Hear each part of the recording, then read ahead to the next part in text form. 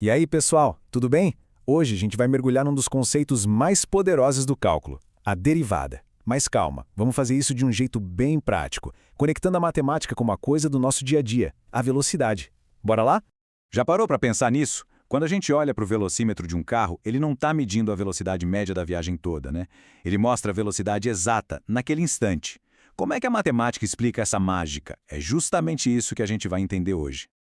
Ok, para começar, a primeira coisa que a gente precisa ter bem clara na cabeça é a diferença entre dois tipos de velocidade.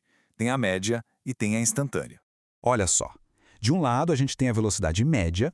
Pensa assim, se uma viagem de 100 km levou 2 horas, qual foi a velocidade média? 50 km por hora, fácil. Mas do outro lado tem a tal da velocidade instantânea.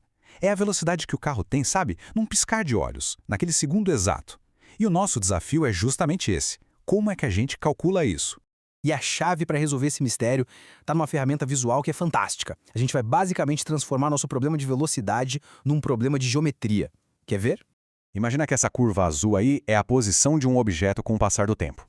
Se a gente pegar dois pontos nela, P e Q, e traçar uma reta ligando os dois, essa reta, que tem o nome de reta secante, a inclinação dela nos dá exatamente a velocidade média entre esses dois momentos. Beleza, então a reta secante nos dá a velocidade média, mas a gente quer a instantânea.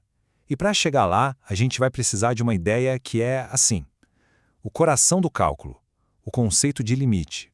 A grande pergunta é, como é que a gente mexe nesse nosso gráfico para fazer a inclinação da reta nos dar a velocidade num ponto só, em vez de entre dois pontos? E a solução é de uma simplicidade genial. Olha só, a gente vai começar a aproximar o ponto Q do ponto P, cada vez mais perto, fazendo o tempo entre eles diminuir, até ficar, quase zero. E olha a mágica acontecendo. Conforme o Q vai chegando pertinho do P, a reta secante vai girando, até que ela se transforma na reta tangente. Ela só encosta na curva em um único pontinho. E a inclinação dessa nova reta, essa sim, essa é a velocidade instantânea. E todo esse processo matemático de encontrar a inclinação dessa reta tangente, isso tem um nome super importante. É a derivada. É ela que formaliza toda essa ideia do limite para a gente achar a taxa de variação instantânea. Na prática, é a ferramenta que a gente usa para calcular essa inclinação com precisão matemática.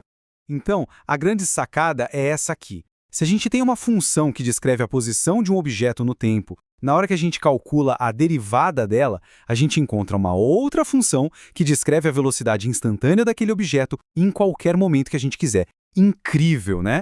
Agora que a gente entendeu a teoria, o mais legal é aplicar isso, né?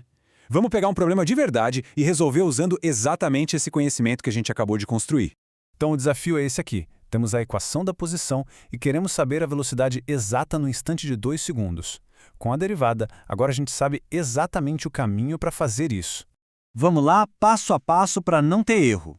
Primeiro, a gente parte da função de posição. Segundo, aplicamos a definição da derivada que acabamos de ver. Terceiro, um pouco de álgebra para simplificar tudo. Quarto, ao resolver o limite, encontramos a função da velocidade. V de t é igual a 5 menos 2t. E por último, o grand finale. Substituímos o tempo desejado, t igual a 2, na função da velocidade. O que nos dá o resultado de 1 metro por segundo. Simples assim. Encontramos a nossa resposta.